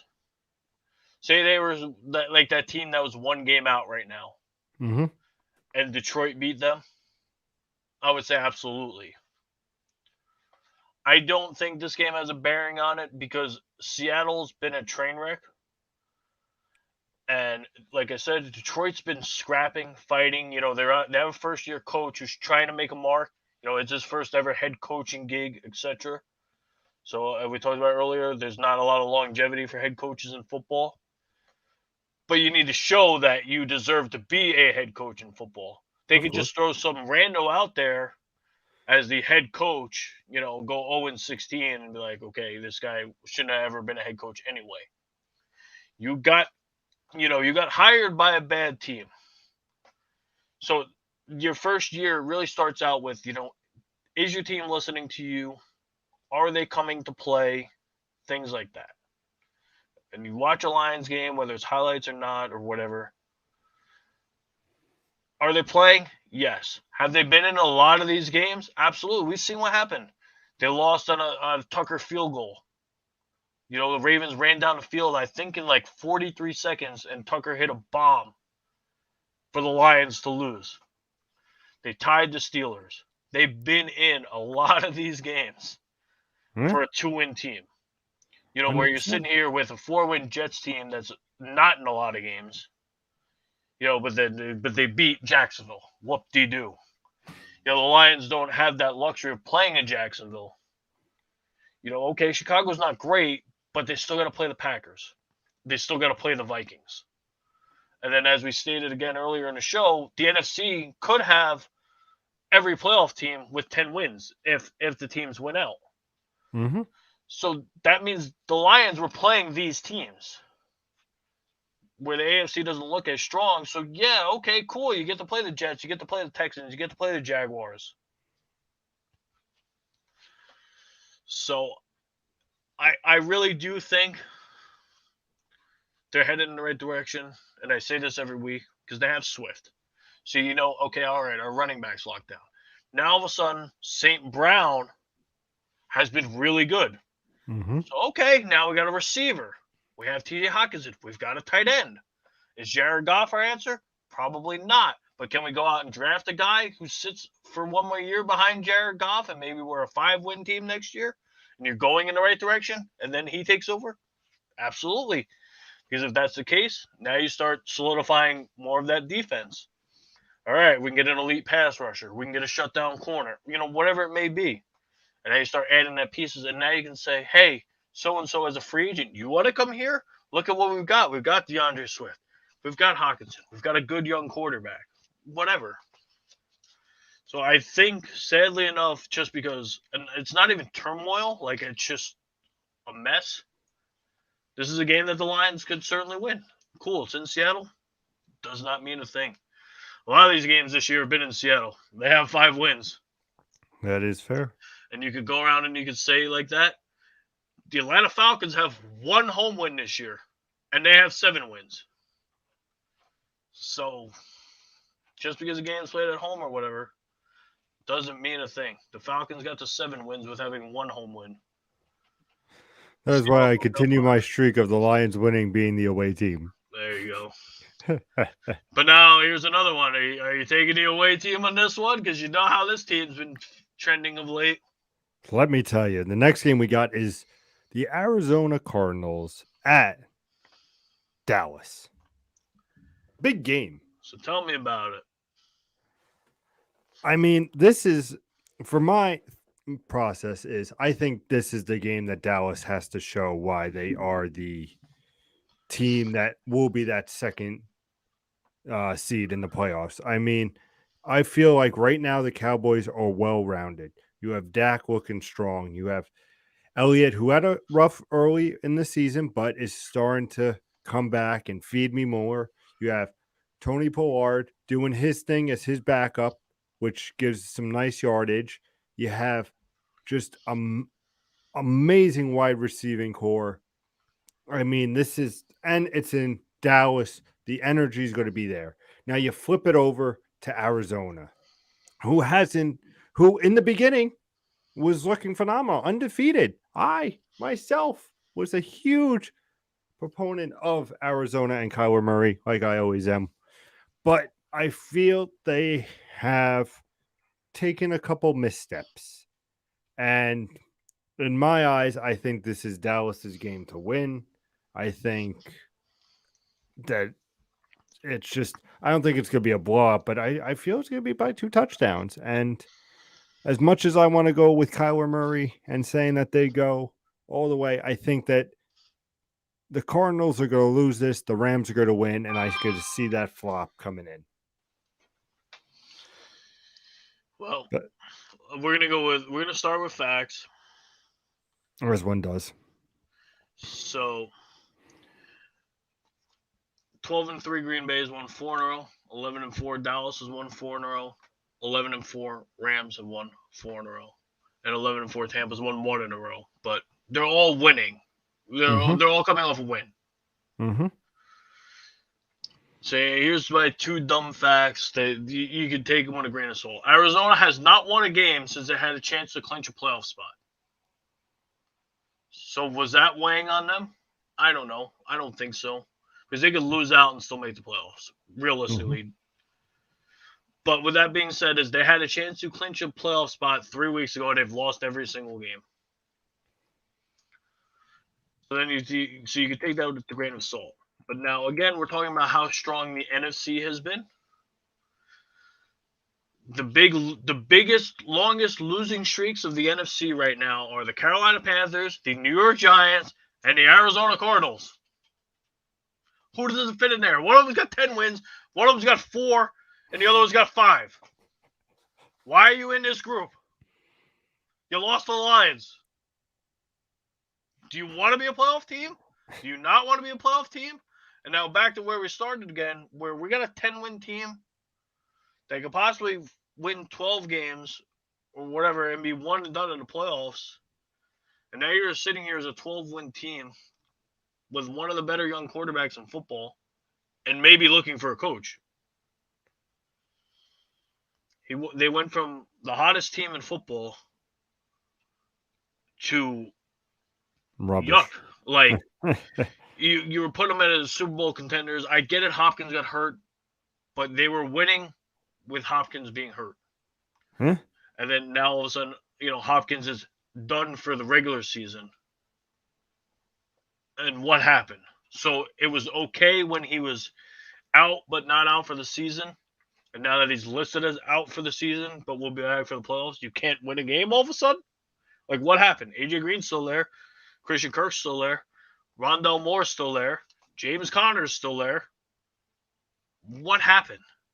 You're no longer, even with Kyler Murray, afraid of the Cardinals in the playoffs. And that's what's really sad is you have a 12-win, possible 12-win Cardinal team. Mm-hmm. I don't think they're going to beat the Cowboys, but you have a possible, anything can happen. It's not like a complete mismatch. It's not the Bucks versus the Jets. You could be sitting here with a 12-win Cardinal team, and it's like, uh-oh. We'd much rather face them than, facing a 12-win Rams team, Mm-hmm. or a 12-win Cowboy team, or a 12-win Green Bay team. So Arizona needs to get it going. Cowboys, you know, want as best a home field as they can get, which is something nice for other teams. Getting home field in playoffs, yeah, the crowd's going to be loud and all that, but guess what? The more home games the Cowboys get, that just means you're playing playoff games in January indoors. Sign me up for that. You don't got to worry about the snow. You don't got to worry about the wind. They said Rain. years past, look at, I know it wasn't a playoff game, but look at that Buffalo New England game. New England won the game throwing the ball 3 times because of the weather. Do you want a playoff game like that? Do you really want to watch a game like that? Like you as a casual, like I'm not calling you a casual fan, but you as a casual fan, do you want to watch a game where the quarterback throws the ball 3 times? No, Is that absolutely not. exciting you? Absolutely not. Yeah, sure, you could break off a big run, and for that instance, it's exciting. But what are the plays that get talked about? The Odell Beckham catch. It's not a. Yeah, they talked about the Zach Wilson rushing touchdown just because it was such a bad play by Jacksonville. But 2 years from now, they're not gonna be like, "Oh my God, do you remember that Zach Wilson rushing touchdown? We had a 52-yard rushing touchdown." No, nobody fucking cares. Where Odell Beckham barely catches the ball, but hey, we're talking about Odell Beckham one-handed catch 7 years later. What is more exciting? That's how this motherfucker's gonna be remembered. I swear to God. Yeah, of course. If he gets in the Hall of Fame, that's gonna be his. That's gonna be his little statuette thing. Is Claim him to fame. catching the ball like behind his head. Yep. Nobody's like, "Oh my God, did you see the?" Okay, I get it that the college football Heisman is the stiff arm, but you're not sitting here like, "Whoa, God, you remember Barkley's rookie season when he had that 67-yard run?" First off, he can't get 67 yards in a week. And second off, still, like I said, nobody remembers that. You remember the spectacular play. To end on this game, I think that if the Cardinals somehow pull up a victory, I think it might solidify them as a more playoff contender. But like we said earlier in the season, everybody was fearful of Arizona. They were the hot commodity, but they have fallen apart, and Dallas has just risen from the ashes like a phoenix. And I think that they want to play that indoor game, and especially like you said, with the weather, with everything going on. I mean, who doesn't want to do that? Especially when the potential is if they get the number 2 and the Packers stay as number 1, who the fuck wants to go to fucking Lambeau? The only other thing is that they will know the outcome of the Rams game. So the Rams win. Again, I'm not saying the Ravens could beat the Rams. Oh, of course.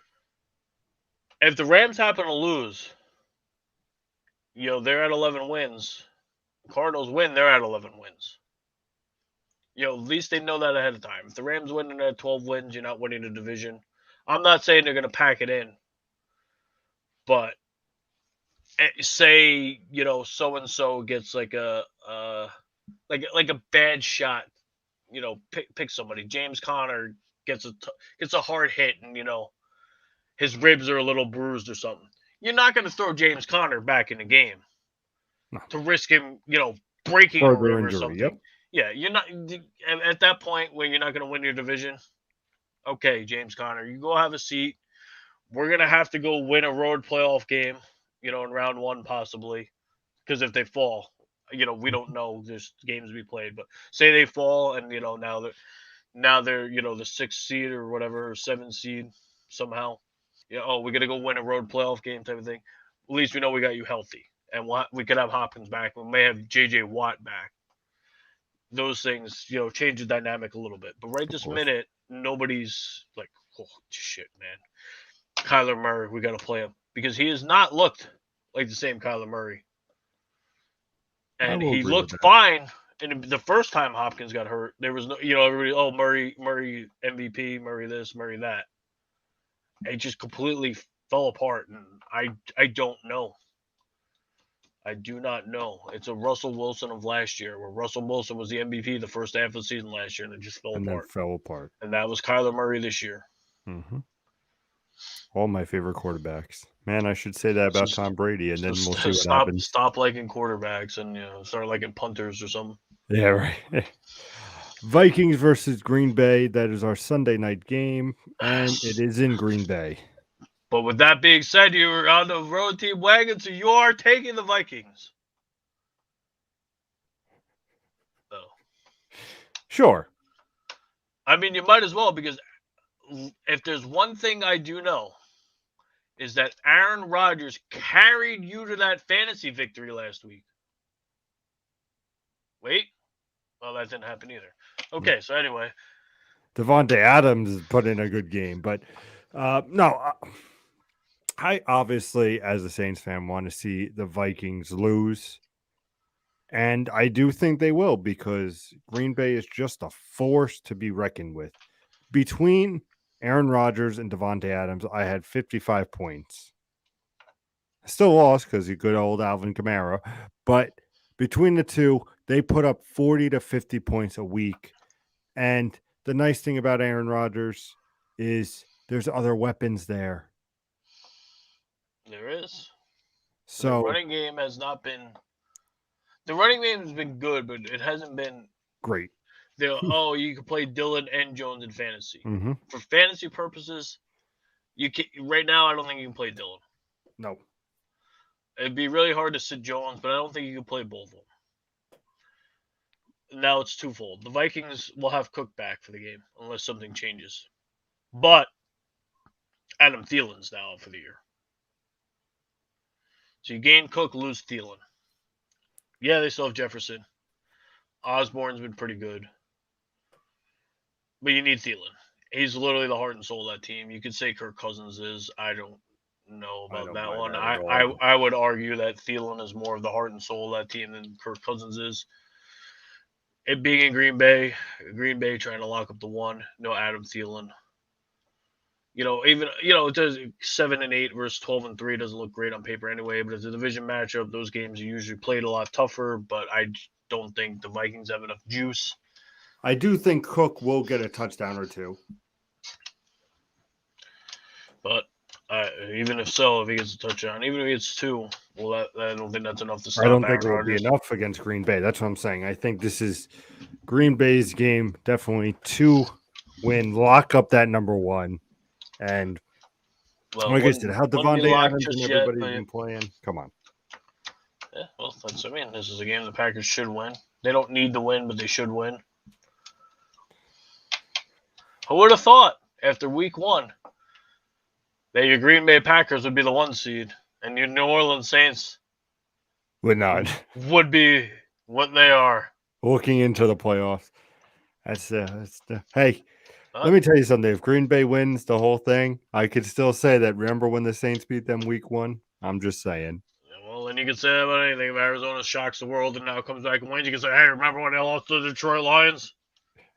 So, or Buffalo. Oh, remember when they lost to Jacksonville? Or New England. Oh, remember when they lose to Jacksonville randomly this week? That's fair. Final game, Monday night, Browns versus the Steelers. Steelers are at home. Big Ben's last game. We said earlier in the show, I stand by it. I think this will be their last game.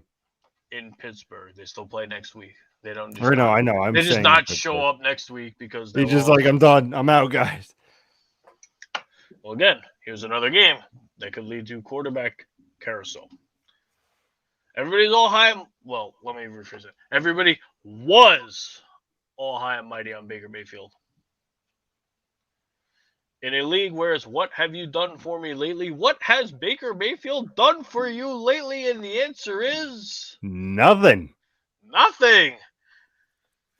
So we got a 7-8 Browns against a 7-7 Steelers. Again, both teams on the outside. Harder for the Steelers. Yes, the tie for the tiebreaker would come into effect, but the Steelers would need to win out and get lucky to get in. The Browns are a game out, 2 games out of the division, but a game out for making playoffs at the moment. But again, every game will have been played, assuming no COVID schedule changes. Every game will have been played before them, so they'll know where they stand. But with this being said, is Baker Mayfield has been horrendous, and I don't even know if that's a strong enough word for him. Great, he's got all these commercials I was about to say, but you got the commercials. about protecting the house and everything with the house and the book club and everything else. You might want to win a football game. Like, I don't know, in a 4 interception game, okay, you can throw that COVID excuse in there and whatever, but he threw 4 interceptions. It hasn't been good. No. Like, so now that's where the questions come in: is he the guy? Is he the quarterback to lead them? 3 years down the line to the promised land. Obviously, his backup is Case Keenum. He's not. He's a veteran. So now, do they need to look into trying to get Russell Wilson, trying to get Watson, trying to get someone? Like what are they looking into, or is it hang with Baker? I've mentioned a couple times this draft class this season was supposed to be good, did not pan out this way in college football. So that's scaring some teams away. But at some point, they're going to get drafted. Baker Mayfield is sitting here in week 17 with 15 touchdowns and 11 interceptions. Neither are good. I know he missed, I think, 2 games. So he's played 15 games and has 15 touchdowns. That's not good. That's not a good ratio. And then, which also leads to being 15 games and 11 interceptions, is also not a good ratio. Last week against Green Bay, he threw 4 interceptions and got sacked 5 times. And they lost by 2 to a 12-win Packer team. 4 interceptions, sacked 5 times. If you cut that in half, the Browns win the game. I agree with that. A field goal. Yeah, because I believe it wasn't the last possession, but it was like the second or third to last possession. On a third down, he got sacked, which took them out of, I don't know if it took them out of field goal range, but I think they missed the field goal because it was a longer kick and they missed the field goal. So you got 4 interceptions and 5 sacks. You could have beat the Packers, and you couldn't get it done. Whoop-de-doo, you beat the Ravens without Lamar Jackson. You threw for 190 yards in that game. The week before that, you went 18 of 37. That was the week before the bye week. So you played the Ravens back-to-back games. You threw for 190 yards in one game that you did win, and then you threw 18 of 37, which is also not good. And then you barely beat the Lions, and you went 15 of 29 and threw 2 interceptions against the Lions. So what is telling me that, oh my God, Baker Mayfield is our answer? You have legit running backs. You have Jarvis Landry and People Jones is coming to this thing, and you have 2 really good tight ends. So now, if you ask me who's holding down the offense, obviously the answer is Baker. What do you do? Are you jumping in on this? Aaron Rodgers isn't coming there. So just wipe that out. Aaron Rodgers not coming there. So is Baker your answer? Do you sell your soul to go get Watson, who's young, has a contract, so whatever you're giving up, you have him? Are you going to get Watson? What are you doing? Like, I don't care who wins this game. Neither one of them are making the playoffs. I don't care. Whoop-de-doo, you won the game. One of you is over 500, the other one's not. I don't care. My question is, what are both these teams doing at quarterback? Well, let me start off by saying, because of how just fantastic, and I mean fantastic, Baker Mayfield has looked, he's not winning this game. I think the Steelers will win this game. I think this is Big Ben's big party of showing this is my last stint in Pittsburgh. Let's go out with a bang. Well, that part I'd 100% agree with you. I'm sorry, Kyle. Because the rumor came out weeks ago that he had told people that this was going to be his last game. So if said rumors were true, the players all knew it. So that's already a rallying point right there. This is Ben's last home game. Let's go win. Mm-hmm. So you already got that going, and then we've got Baker going where Lord knows what he's doing. So you already got 2 pluses right there for Pittsburgh. But like I said, I don't care who wins this game. They're not making the playoffs. But as analyzing the game, yes, I think Pittsburgh with everything, will have the heart, soul, will to win the game. But to answer your question, especially in Baker Mayfield, I fully believe that when Pittsburgh wins and they rally against Big Ben and they win the game, I think a change of guard is in order for Baker Mayfield. But my question to you is he a starting quarterback? Because I don't think he is anymore. Well, let's throw it twofold. So you think if they lose the game, Baker's done. I What if think so, yeah. if Baker wins the game? I know. The Now, last week of the season. okay, Baker wins the game, but what are the what is it? Does he win by 3 touchdowns, no interception? Does he throw for 300 yards? Or is it a squeak by victory where he throws 3 picks, but they get the last minute field goal because of fucking the running backs on that team who are the heart and soul of that team right now for the Browns? All right, so I'll give you a thing. So I'm going to give you 3 touchdowns, 1 interception. Browns squeak out the window. So Browns are 8-7. 3 touchdowns, 1 interception isn't terrible, obviously. No. 250 yards. Sure. I'll give you 275 just to make him look better. Okay.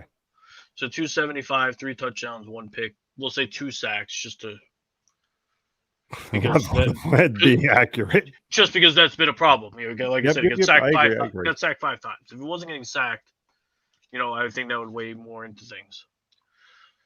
So now, obviously, the last week of the season throws something into that. But you win that game, you keep your faint playoff hopes alive. Mm-hmm. So now at least you know you're playing for something in the last week of the season. You might be eliminated before you play your game or whatever, etc. But you got something to play for. Do they go that route? Like I said, this rookie class seems to now have left a lot to be desired. They were talking pop. You could have before the season started. It wouldn't happen, but there could have been 6 quarterbacks that went in the top 10. It would never happen just because some teams already have quarterbacks, etc. But you could have had 6 quarterbacks going in the top 10. Now you may not even get 6 quarterbacks going in the first round because some of them have fallen so far off. So it's hard to say, hey, we're going to replace Baker with one of these guys. Just to start at bare minimum. Mm-hmm. Mm-hmm. These guys have fallen. You at best you may get Baker Mayfield out of them. You don't know. So with all those weapons, you say, hey, let's go get ourselves that guy. We've talked about it a gazillion times. Jared Goff's not that guy. But you may get guys like that are sitting there. Say you're like, okay, Baker Mayfield and Jared Goff.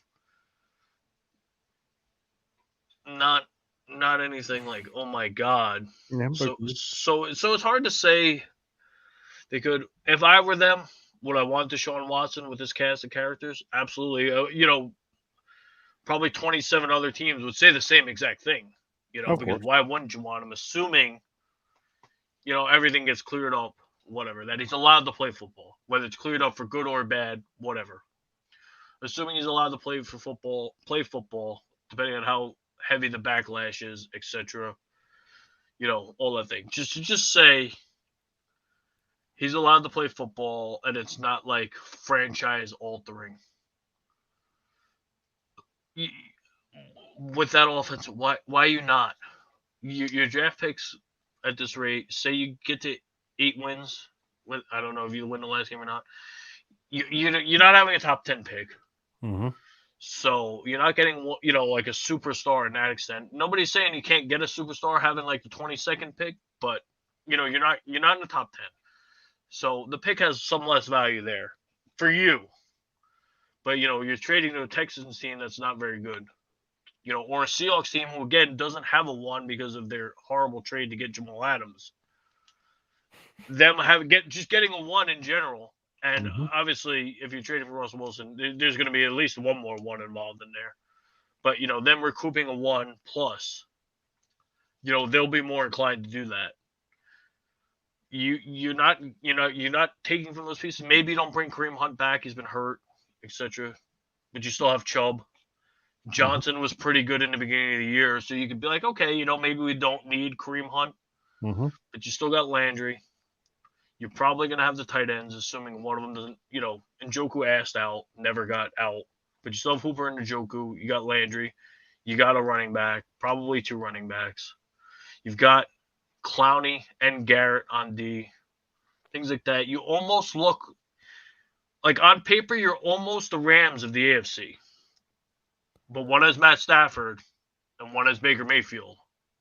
Obviously, the Browns' running game on paper looks much better. Rams receivers look better, but realistically, you're almost the Rams of the AFC because you have high tier talent. The Browns need something. Baker Mayfield clearly is showing that he's not the answer. They need to, I think they need to pull the string. And maybe he's included in a trade. I don't know if teams will take that. Like maybe you offer the Texans because your first round's not as high and you say, we'll give you Mayfield plus R1 plus, things that you're asking for. Their asking price of 4 1s for Watson will never be met by anybody. Mm-hmm. I don't think anybody will ever be that desperate. We talk. The Dolphins had heavy interest, but look at the Dolphins. Waddle and Tua. You're not doing that for 4 1s. So if their price comes down and we say, hey, we'll give you Baker, so you don't have to draft a quarterback in this class or the class is not as good. And, Baker can kind of so now you can go take a wide receiver or something where there could be more of those coming out and you can start to build a team and then bam, you replace Baker with one of your high end picks that you're going to have type of deal. That may work. I don't know. Or you ship Baker off on a separate trade to get a piece. Maybe you trade Baker, pick up picks that you then flop, whatever the case may be. Because I feel like there's going to be a not massive, but a big change at quarterbacks. We didn't even talk about this because that game was such a train wreck. The Giants had already said, oh, we're bringing back the coach and Daniel Jones next year. How did that work this year? You put talent around them. They didn't win. Mm-hmm. So come next year, realistically, Giants are looking for probably a coach and a quarterback. Teams are looking for quarterbacks. There's a lot that could be going around. And I said earlier that Nick Foles, if he's got the determination, dedication to play, he won't be a number 3 somewhere. I don't know if he'll be a starter somewhere, but he'll be a number 2. And I could see a thing where maybe a team like Cleveland say they commit to Baker Mayfield for next year, bring in a Nick Foles. Now you get that fire lit under your ass. Baker, you better fucking win or Nick Foles coming in. Nick Foles won a Super Bowl. You ain't won shit. And Nick Foles takes over.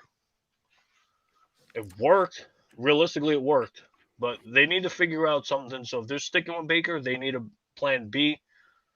Because he went down. Case Keenum, Nick Mullins weren't the answer. That was kind of obvious, though. But if Baker's playing like he's played since he's come back, which hasn't been very good, you're not winning with all this talent around you. So now you're wasting this talent. And who's to say that now they're going to want to stay there? Nick Chubb's on his rookie contract, so he's not bankrupting you yet.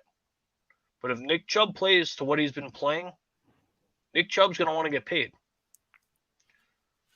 So now that costs you more. Myles Garrett's going to command lots of money for the next 10 years. So whether he's got a contract or not, right this second, he's going to still command money because he's a top-tier pass rusher. You brought in Clowney to, make that two-headed monster where both guys, you don't know who's coming from where.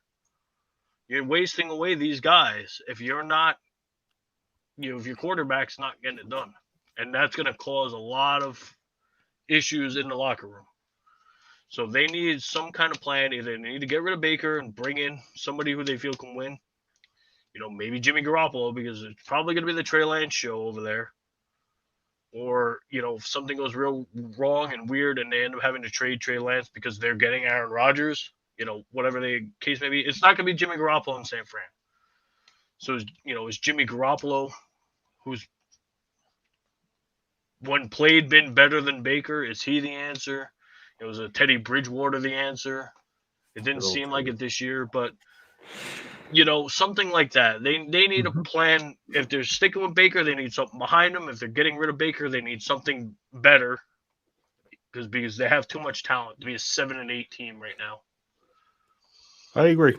I think I think if Baker ends up pulling and having a decent game and getting those 275 yards, I think the potential to keep him will be there, but I think in the long run, I think it's a smarter bet to try to maybe, if he looks good, to try to maybe sell him off and redo your team. You know, Baker's been there for a couple of years. He every year they get in this one little spot where they're a 9-6, 9-7 team, you know, and it gets frustrating because they could be a top tier team. We remember the Browns of years, a couple years back, where they were the worst fucking team. That is correct.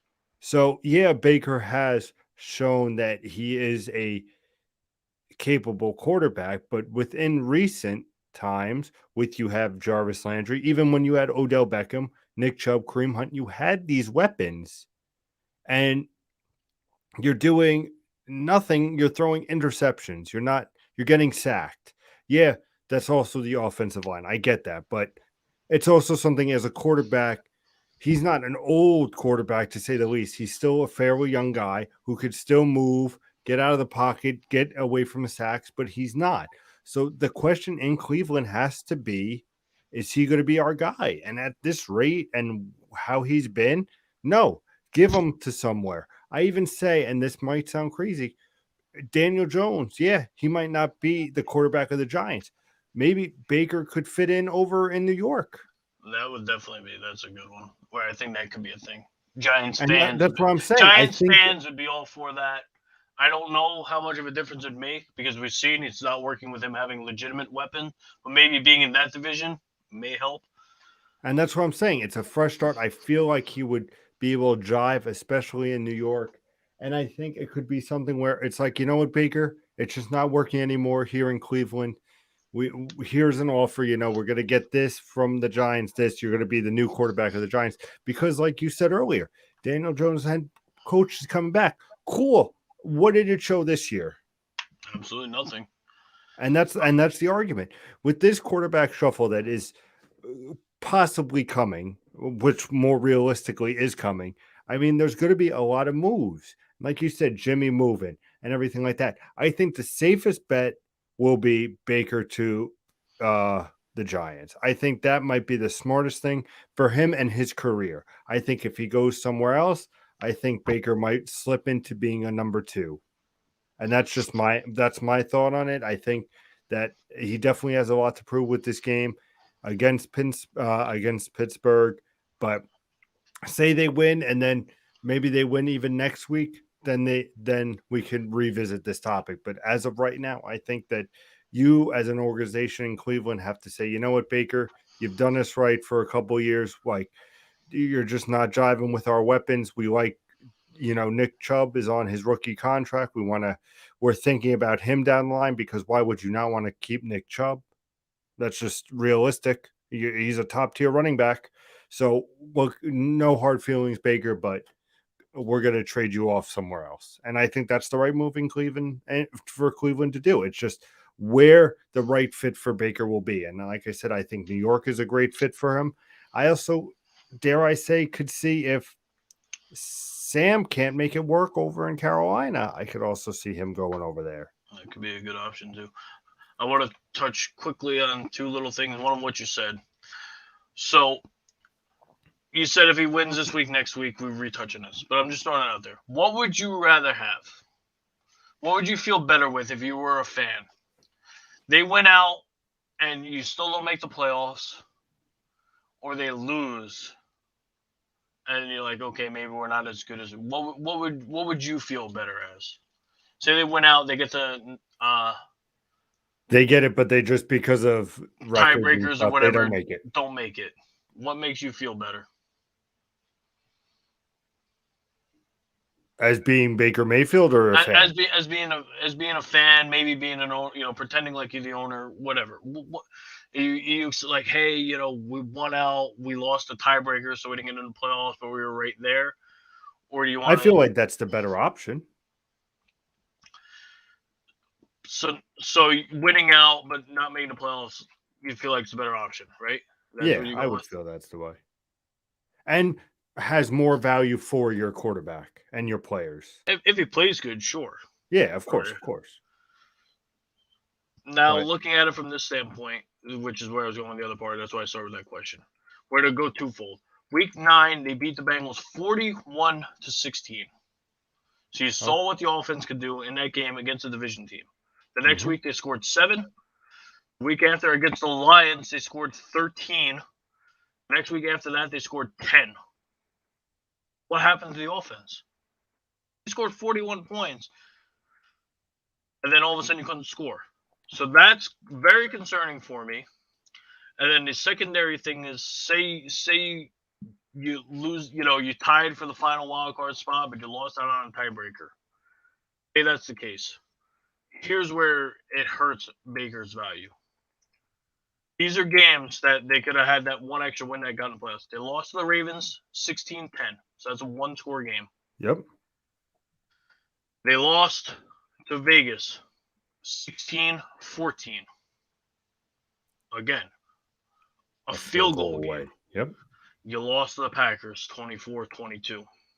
In a game where you threw 4 interceptions and got sacked 5 times. And that could be a big boost to say, Baker, I beat the Packers, who Exactly. is by far the best team I feel in the NFL.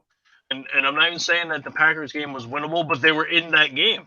Yep. So you lost by 2. You lost by 2 the week before. You lost by 5 to Pittsburgh earlier in the year, and you lost by 6 to Baltimore. If you just won one of those games, this is a completely different conversation we're probably having, because we're sitting here saying, oh, the Browns are in the playoffs right now. They handle their business. They're in, blah, blah, blah. Instead, they're losing games. Steelers tied Detroit. Big Ben's, I don't even want to say he's on his last leg, because he's not even, he's a shell of his former self. He still got more in the tank, didn't you see? The people around him are what has been making him. There's no Hines Ward, there's no Plaxico Burress where he could throw the ball down the field, they make a great catch, whatever. That's not this offense anymore. It's short passes, short runs, etc. Mm-hmm. So you could have beat Pittsburgh. I get it that Baltimore at the time was good, but now Baltimore lost 4 in a row, so Baltimore had been a very beatable team. Vegas, as a mixed bag of whatever, and they lost by 2 to them. Those are all games that if they just won any of them, they're a playoff team. They make some noise in the playoffs. We're not having this conversation about Baker. Instead, they need to get extremely lucky just to get in the playoffs, because he's been playing so poorly. Like I said, he got sacked 5 times and threw 4 interceptions and lost the game by 2. That's not on the defense. It's not on your running backs. That's on you. Yeah, a little bit of it's the offensive line, because nobody should be getting sacked 5 times in the NFL. You got to get rid of the ball as well. Throw it away, whatever.